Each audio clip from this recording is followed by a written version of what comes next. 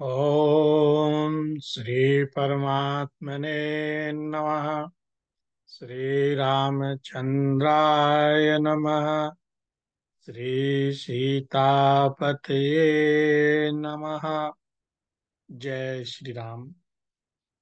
रामाय रामभद्राय रामचंद्राय महावेधसे रघुनाथाय नाथाय सीताया पतये नमः।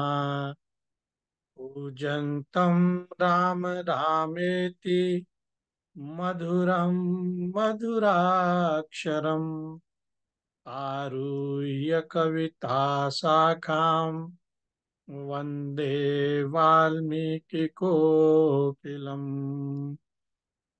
रामो राजमणिः सदा विजयते रामं रमेशं भजे। रामेणाभ्यता निशाचर चमूरामाय तस्मै नमः। राम रामेति रामेति रमे रामे मनोरमे सहस्रनाम ततुल्यम् राम नाम वरानने। जय श्री श्याम। कल हमने श्री वाल्मीकि रामायण के किष्किंधा कांड से 64वां सर्ग पूरा किया था। आज हम किष्किंधा कांड को संपूर्ण करने की कोशिश करेंगे। आज हम 65वें सर्ग का अध्ययन करते हैं और इस सर्ग में वानर वीरों के द्वारा अपनी अपनी गमन शक्ति का वर्णन तथा जाम्बवान और अंगद की बातचीत तथा जाम्बवान को हनुमान जी को प्रेरित करने के लिए उनके पास जाने का वर्णन है। और इस सर्ग का प्रथम श्लोक इस प्रकार है कि अथांगदवतः श्रुत्वा ते सर्वे वानरशर्भाः स्वं स्वं गतो समुत्साह मुचुस्त्र यथा क्रमम्। अर्थात अंगद की यह बात सुनकर वे सभी श्रेष्ठ वानर लंबी छलांग मारने के संबंध में अपने अपने उत्साह का शक्ति का क्रमशः परिचय देने लगे। गज, गवाक्ष, गवय, शरभ, गंधमादन, मैंद, द्विविद, सुसेन और जाम्बवान इन सब ने अपनी अपनी शक्ति का वर्णन किया। इनमें से गज ने कहा कि मैं 10 योजन की छलांग मार सकता हूँ। गवाक्ष बोले मैं 20 योजन तक चला जाऊंगा। इसके बाद वहां सरव नामक बानर ने कपीश्वरों से कहा कि मैं 30 योजन तक एक छलांग में चला जाऊंगा। तत्पश्चात कपीश्वर ऋषभ ने उन बानरों से कहा कि मैं 40 योजन तक चला जाऊंगा, इसमें संशय नहीं है। तत्पश्चात महातेजस्वी गंधमादन ने उन वानरों से कहा, इसमें संदेह नहीं कि मैं 50 योजन तक एक छलांग में चला जाऊंगा। इसके बाद वीर वानर मैंद और उन वानरों से बोले कि मैं 60 योजन तक एक छलांग में कूद जाने का उत्साह रखता हूँ। तदंतर महातेजस्वी द्विविद बोले मैं 70 योजन तक चला जाऊंगा, इसमें संदेह नहीं है। इसके बाद धैर्यशाली कपिश्रेष्ठ महातेजस्वी सुषेण बोले मैं एक छलांग में 80 योजन तक जाने की प्रतिज्ञा करता हूँ। इसके बाद इस प्रकार कहने वाले सब बानरों का सम्मान करके ऋक्षराज जाम्बवान जो सबसे बूढ़े थे वे बोले कि पहले युवावस्था में मेरे अंदर भी दूर तक छलांग मारने की कुछ शक्ति थी। यद्यपि अब मैं उस अवस्था को पार कर चुका हूँ, तो भी जिस कार्य के लिए वानरराज सुग्रीव और भगवान श्री राम दृढ़ निश्चय कर चुके हैं, उसकी मेरे द्वारा उपेक्षा नहीं की जा सकती। इस समय मेरी जो गति है उसे आप लोग सुने।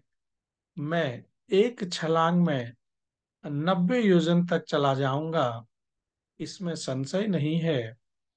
ऐसा कहकर जाम्बवान उन समस्त श्रेष्ठ वानरों से पुनः इस प्रकार बोले कि पूर्व काल में मेरे अंदर इतनी ही दूर तक चलने की शक्ति नहीं थी।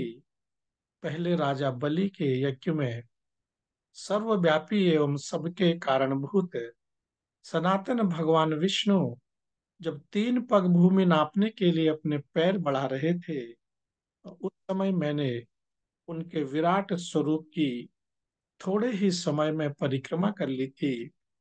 इस समय तो मैं बूढ़ा हो गया, अतः छलांग मारने की मेरी शक्ति बहुत कम हो गई है।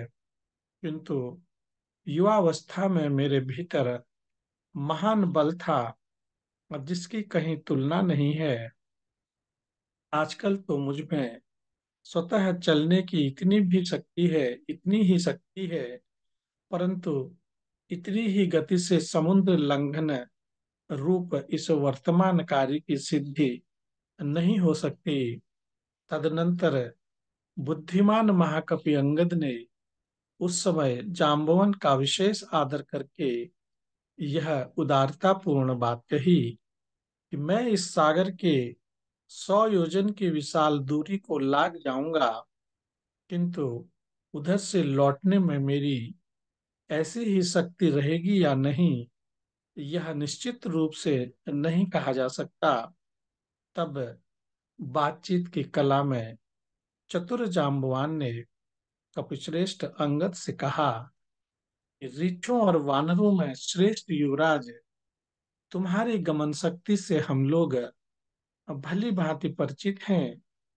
भले ही तुम 1 लाख योजन तक चलते जाओ, तथापि तुम सबके स्वामी हो, अतः तुम्हें भेजना हमारे लिए उचित नहीं है। तुम लाखों योजन जाने और वहां से लौटने में समर्थ हो, किंतु तात वानर शिरोमणि जो सबको भेजने वाला स्वामी है, वह किसी तरह आज्ञा पालक नहीं हो सकता। ये सब लोग तुम्हारे सेवक हैं, तुम इन्हीं में से किसी को भेजो। तुम कलत्र अथवा स्त्री की भांति रक्षणीय हो, जैसे नारी पति के हृदय की स्वामिनी होती है, उसी प्रकार तुम हमारे लिए स्वामी के पद पर प्रतिष्ठित हो। परंतप स्वामी सेना के लिए कलत्र अथवा स्त्री के समान संरक्षणी होता है, यह लोक की मान्यता है। अशत्रुदमन तात तुम ही उस काल के कार्य के मूल हो, अतः सदा कलत्र की भांति तुम्हारा पालन करना उचित है। कार्य के मूल की रक्षा करनी चाहिए, और यही कार्य के तत्व को जानने वाले विद्वानों की नीति है। क्योंकि मूल के क्योंकि मूल के रहने पर भी सभी गुण सिद्ध सफल होते हैं। अतः अतः सत्य पराक्रमी शत्रुवीर नमन, तुम ही इस कार्य के साधन तथा बुद्धि और पराक्रम से संपन्न हेतु हो। कपिश्रेष्ठ, तुम ही हमारे गुरु और गुरुपुत्र हो। तुम्हारा आश्रय लेकर ही हम सब लोग कार्य साधना में समर्थ हो सकते हैं। जब परम बुद्धिमान जाम्बवान पूर्वोक्त बात कह चुके, तब महाकवि वाली कुमार अंगद ने उन्हें इस प्रकार उत्तर दिया, यदि मैं नहीं जाऊंगा और दूसरा कोई भी श्रेष्ठ वानर जाने को तैयार न होगा, तब फिर हम लोगों को निश्चित रूप से मरणांत उपवास ही करना चाहिए। बुद्धिमान वानर राज सुग्रीव के आदेश का पालन किए बिना यदि हम लोग किष्किंधा को लौट चलें, तो वहां जाकर भी हमें अपने प्राणों की रक्षा का कोई उपाय दिखाई नहीं देता। वे हम पर कृपा करने और अत्यंत कुपित होकर हमें दंड देने में समर्थ हैं। उनकी आज्ञा का उल्लंघन करके जाने पर हमारा विनाश अवश्यंभावी है। अतः जिस उपाय से इस सीता दर्शन रूपी कार्य की सिद्धि में कोई रुकावट न पड़े, उसका आप ही विचार करें, क्योंकि आपको सब बातों का अनुभव है। उस समय अंगद के ऐसा कहने पर वीर बानर शिरोमणि जाम्बवान ने उनसे यह उत्तम बात कही। वीर, तुम्हारे इस कार्य में कोई किंचित भी त्रुटि नहीं आने पाएगी। अब मैं ऐसे वीर को प्रेरित कर रहा हूं और जो इस कार्य को सिद्ध कर देगा।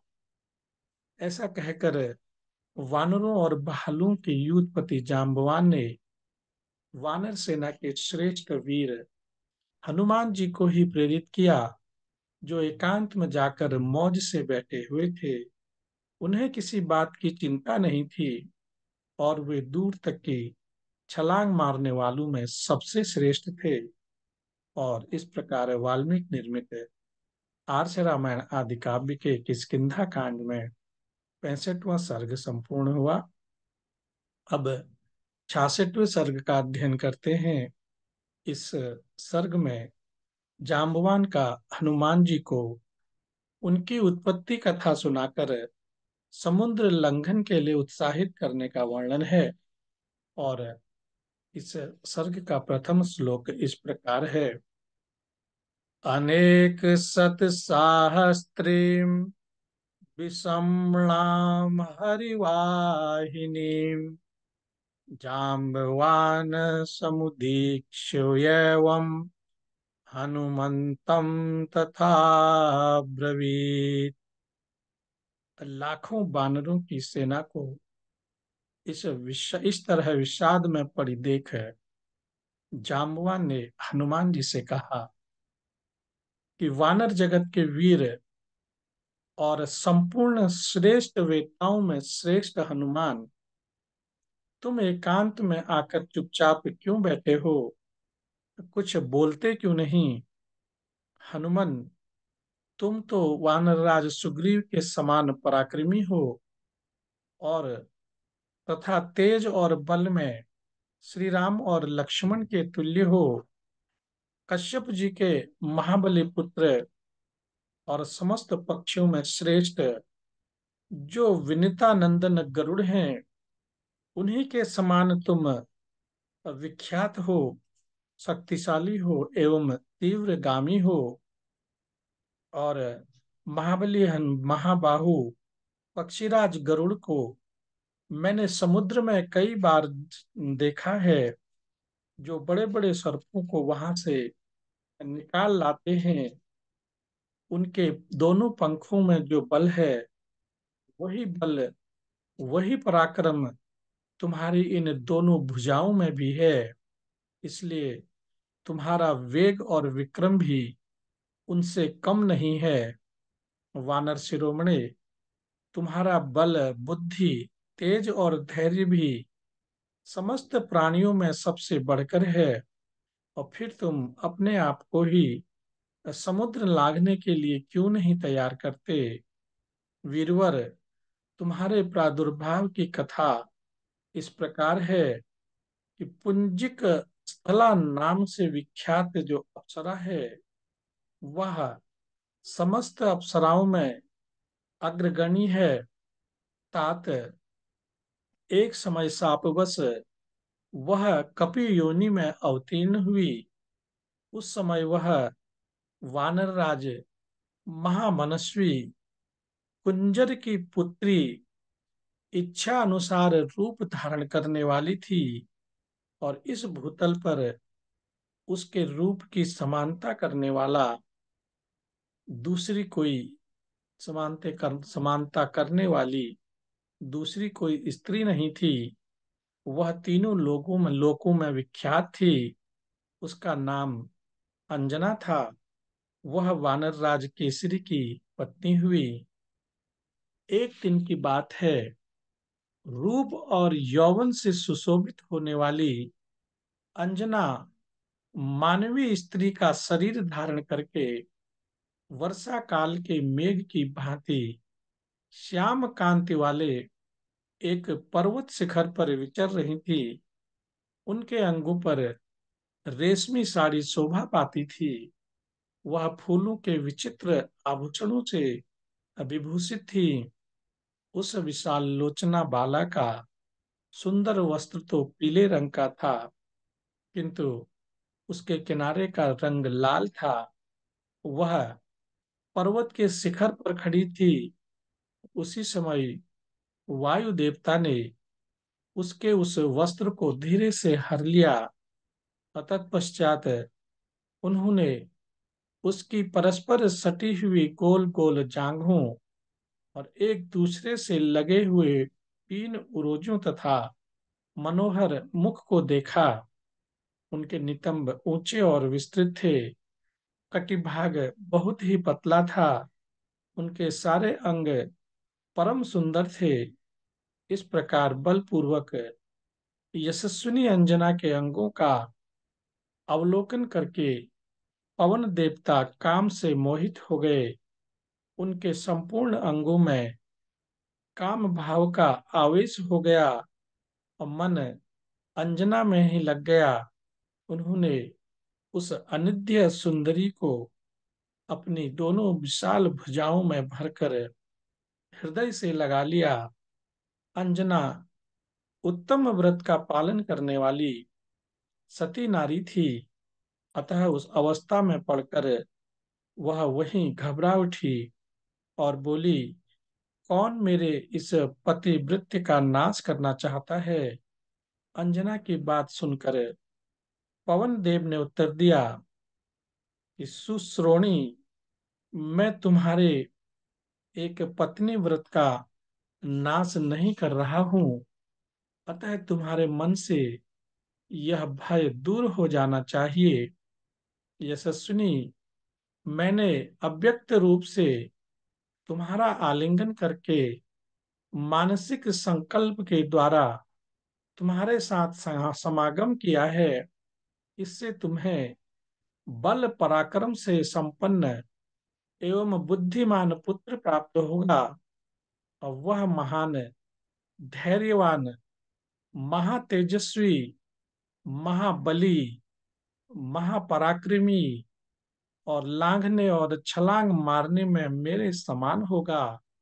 महाकपे, वायुदेव के ऐसा कहने पर तुम्हारी माता प्रसन्न हो गई। महाबाहो, वानर श्रेष्ठ, फिर उन्होंने तुम्हें एक गुफा में जन्म दिया। बाल्यावस्था में एक विशाल वन के भीतर एक दिन उदित हुए सूर्य को देखकर तुमने समझा कि वह भी कोई फल है। अतः उसे लेने के लिए तुम सहसा आकाश में उछल पड़े। महाकपे, 300 योजन ऊंचे जाने के बाद सूर्य के तेज से आक्रांत होने पर भी तुम्हारे मन में खेद या चिंता नहीं हुई। और कपिप्रवर, अंतरिक्ष में जाकर जब तुरंत ही तुम सूर्य के पास पहुंच गए, तब इंद्र ने कुपित होकर तुम्हारे ऊपर तेज से प्रकाशित वज्र का प्रहार किया। उस समय उदयगिरि के शिखर पर तुम्हारे हनु अथवा ठोड़ी का बायां भाग वज्र की भांति चोट से खंडित हो गया, और तभी से तुम्हारा नाम हनुमान पड़ गया और तुम पर प्रहार किया गया है। यह देखकर गंधवाहक वायु देवता को बड़ा क्रोध हुआ। उन प्रभंजन देव ने तीनों लोकों में प्रवाहित होना छोड़ दिया।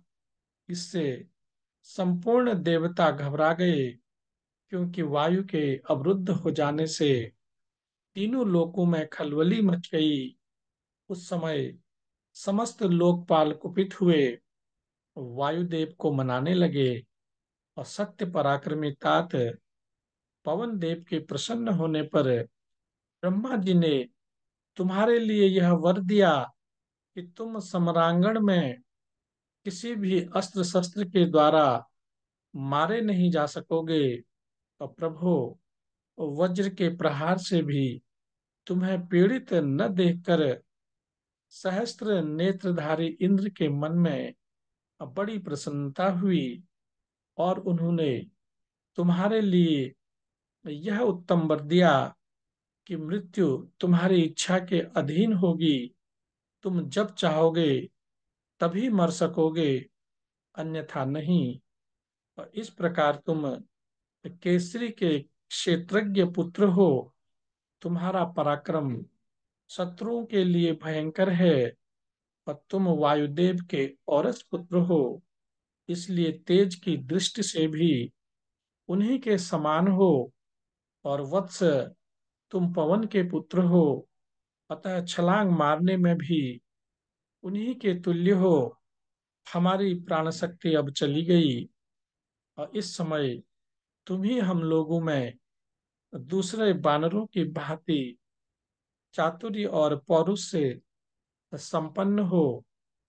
तात भगवान वामन ने त्रिलोकी को नापने के लिए जब पैर बढ़ाया था, उस समय मैंने पर्वत, वन और काननों सहित समूची पृथ्वी की 21 बार प्रदक्षिणा की थी। और समुद्र मंथन के समय देवताओं की आज्ञा से हमने उन औषधियों का संचय किया है जिनके द्वारा अमृत को मथ कर निकालना था। और उन दिनों हम में महान बल था। अब तो मैं बूढ़ा हो गया हूँ, मेरा पराक्रम घट गया है। अतः इस समय हम लोगों में तुम ही सब प्रकार के गुणों से संपन्न हो। अतः पराक्रमी वीर, तुम अपनी असीम बल का विस्तार करो। छलांग मारने वालों में तुम सबसे श्रेष्ठ हो। यह सारी वानर सेना तुम्हारे बल पराक्रम को देखना चाहती है। वानर श्रेष्ठ हनुमान, उठो और इस महासागर को लांग जाओ, क्योंकि तुम्हारी गति सभी प्राणियों से बढ़कर है। हनुमत हनुमत हनुमान, समस्त वानर चिंता में पड़े हैं। तुम क्यों उनकी उपेक्षा करते हो? महान वेगशाली वीर, जैसे भगवान विष्णु ने त्रिलोकी को नापने के लिए 3 पग बढ़ाए थे, उसी प्रकार तुम भी अपने पैर बढ़ाओ। इस प्रकार बानरों और भालुओं में श्रेष्ठ जामवंत जी की प्रेरणा पाकर कपिवर पवन कुमार हनुमान को अपने महान वेग पर विश्वास हो आया। उन्होंने वानर वीरों की उस सेना का हर्ष बढ़ाते हुए उस समय अपना विराट रूप प्रकट किया। और इस प्रकार वाल्मीकि निर्मित आर्ष रामायण आदि काव्य के किष्किंधा कांड में 66वां सर्ग पूरा हुआ। अब 67वें सर्ग का अध्ययन करते हैं। और इस सर्ग में हनुमान जी का समुद्र लांघने के लिए उत्साह प्रकट करने का और जाम्बवान के द्वारा उनकी प्रशंसा तथा वेग पूर्वक छलांग मारने के लिए हनुमान जी का महेंद्र पर्वत पर चढ़ने का वर्णन है।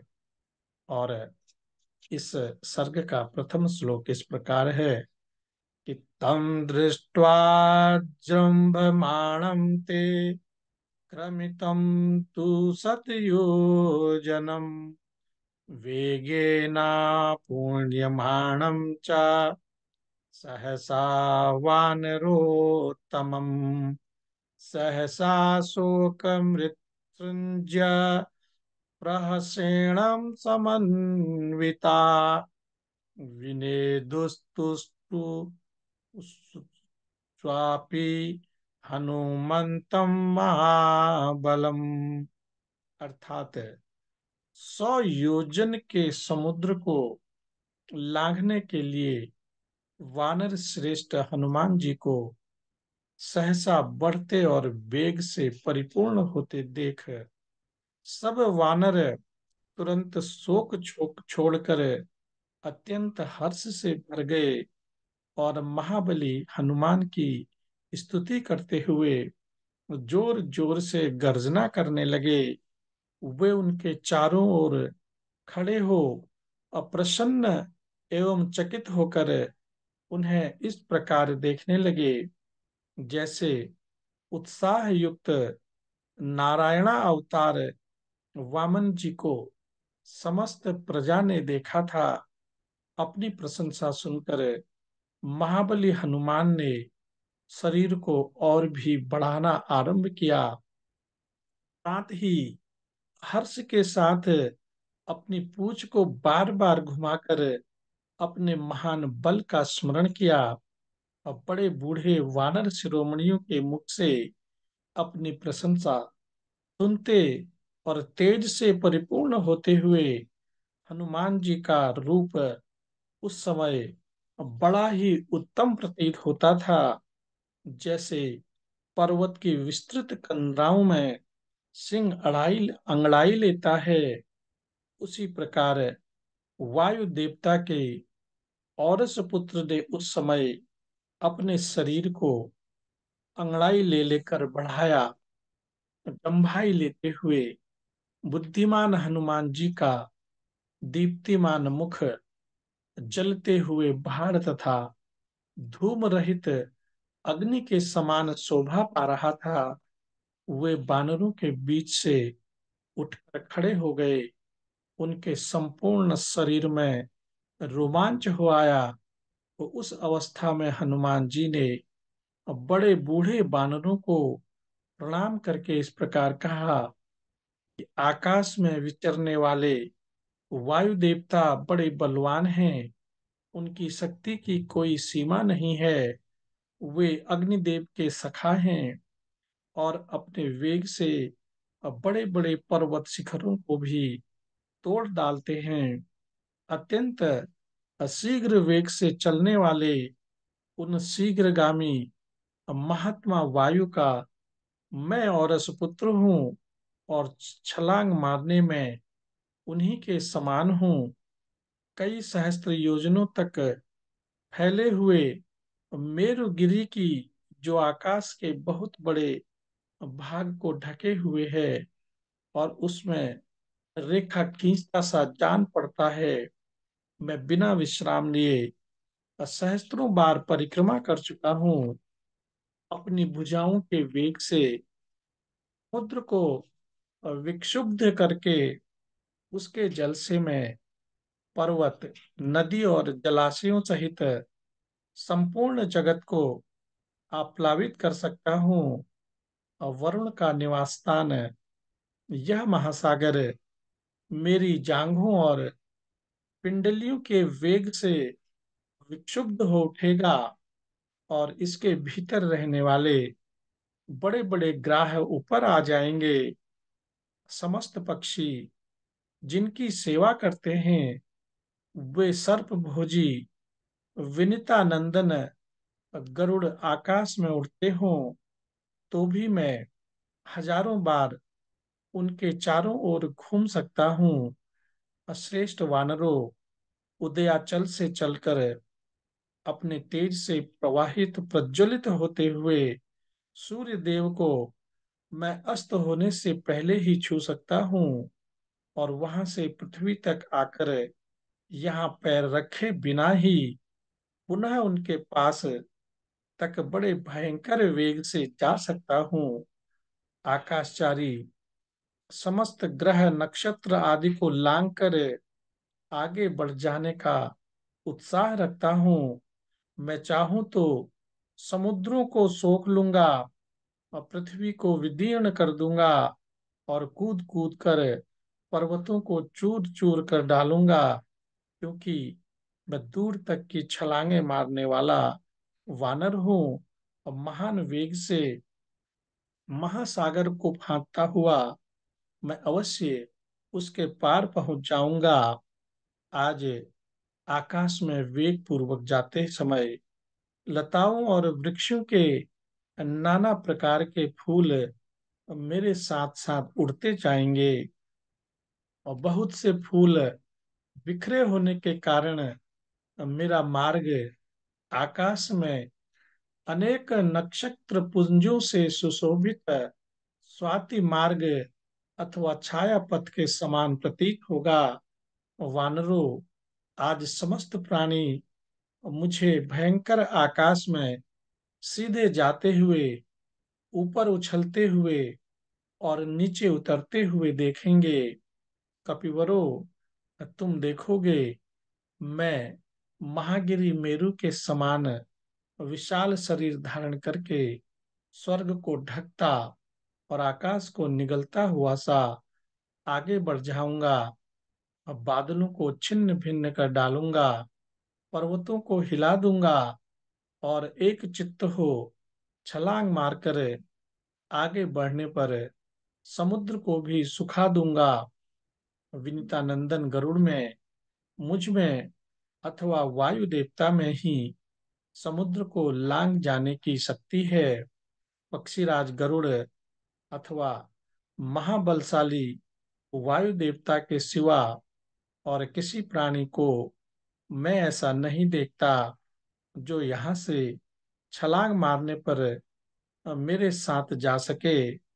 और मेघ से उत्पन्न हुई विद्युत की भांति मैं पलक मारते मारते सहसा निराधार आकाश में उड़ जाऊंगा, और समुद्र को लागते समय मेरा वही रूप प्रकट होगा जो तीनों पगों को बढ़ाते समय वामन रूपधारी भगवान विष्णु का हुआ था।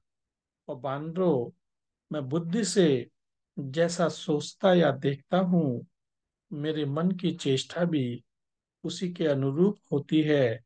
और मुझे निश्चय जान पड़ता है कि मैं विदेह कुमारी का दर्शन करूंगा। अतः अब लोग तुम क्या मनाओ। मैं वेग में वायु देवता तथा गरुड़ के समान हूँ। मेरा तो ऐसा विश्वास है कि इस समय मैं 10,000 योजन तक जा सकता हूँ, और वज्रधारी इंद्र अथवा स्वयंभू ब्रह्मा जी के हाथ से भी मैं बलपूर्वक अमृत छीन कर सहसा यहाँ ला सकता हूँ, और समूची लंका को भी भूमि से उखाड़ कर हाथ पर उठाए चल सकता हूँ। ऐसा मेरा विश्वास है। अमित तेजस्वी वानर श्रेष्ठ हनुमान जी जब इस प्रकार गर्जना कर रहे थे, उस समय संपूर्ण वानर अत्यंत हर्ष में भरकर चकित भाव से उनकी ओर देख रहे थे। हनुमान जी की बातें भाई बंधुओं के शोक को नष्ट करने वाली थी। उन्हें सुनकर वानर सेनापति जाम्बवान को बड़ी प्रसन्नता हुई। वे बोले, वीर केसरी के सुपुत्र, वेगशाली पवन कुमार, तात, तुमने अपने बंधुओं का महान शोक नष्ट कर दिया है। यहाँ आए हुए सभी श्रेष्ठ वानर तुम्हारे कल्याण की कामना करते हैं। अब ये सिद्धि की अब ये कार्य की सिद्धि के उद्देश्य से एकाग्रचित्त हो तुम्हारे लिए मंगल कृत्य, स्वस्ति वाचन आदि का अनुष्ठान करेंगे, और ऋषियों के प्रसाद, वृद्ध बानरों की सहमति तथा गुरुजनों की कृपा से तुम इस महासागर के पार हो जाओ।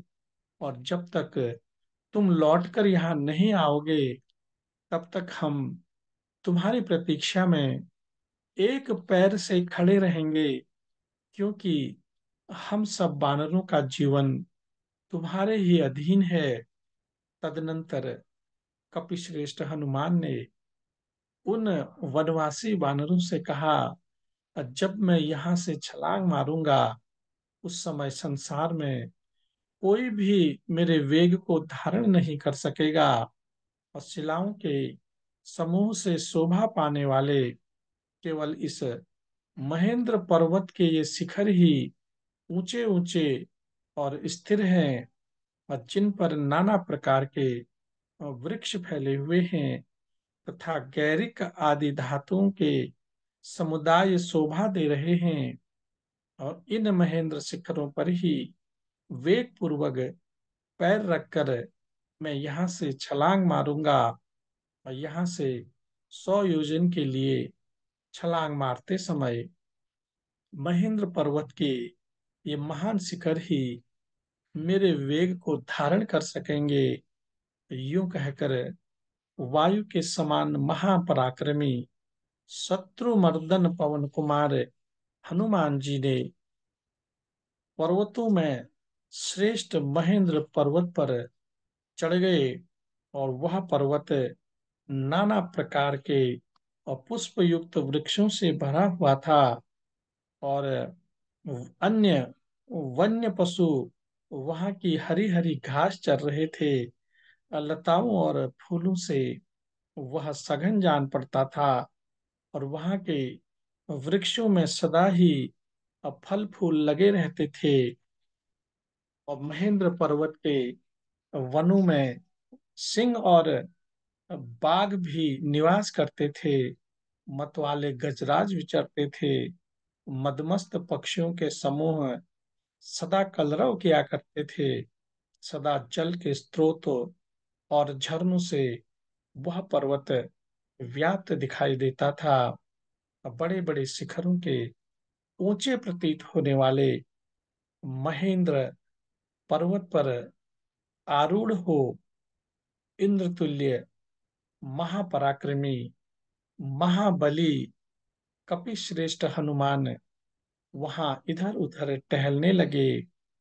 महाकाय हनुमान जी के दोनों पैरों से दबा हुआ वह महान पर्वत सिंह के सिंह से आक्रांत हुए महान मदमस्त गजराज की भांति चीत्कार सा करने लगा।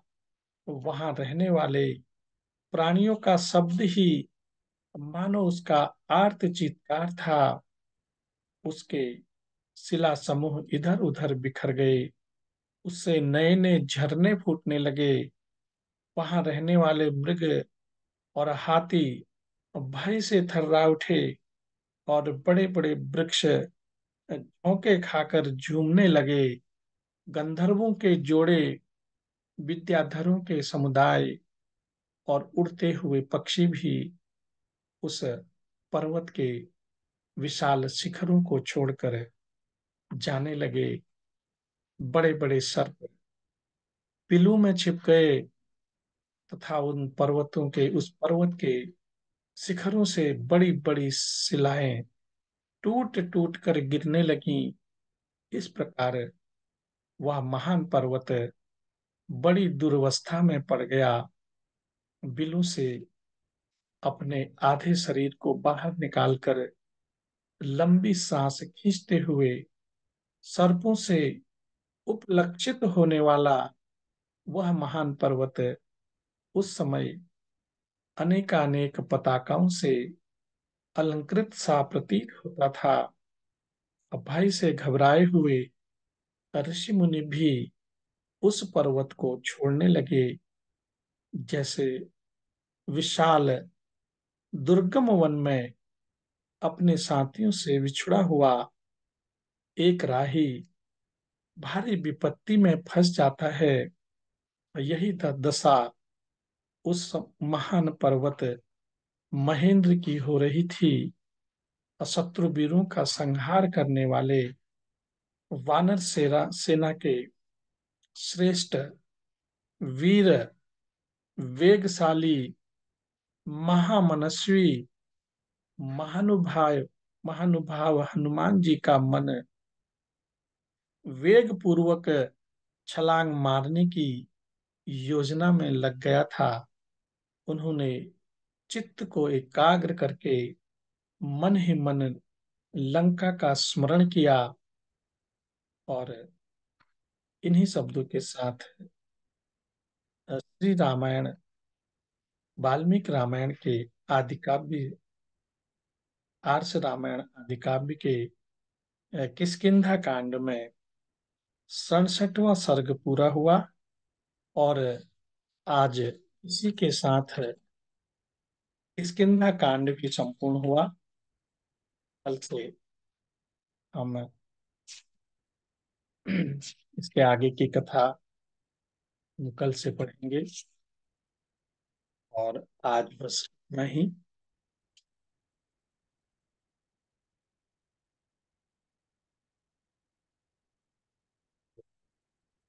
भगवान के आप सभी प्यारे भक्तजनों को मेरा प्यार भरा नमस्कार। राम, जय श्री राम, जय जय श्री राम।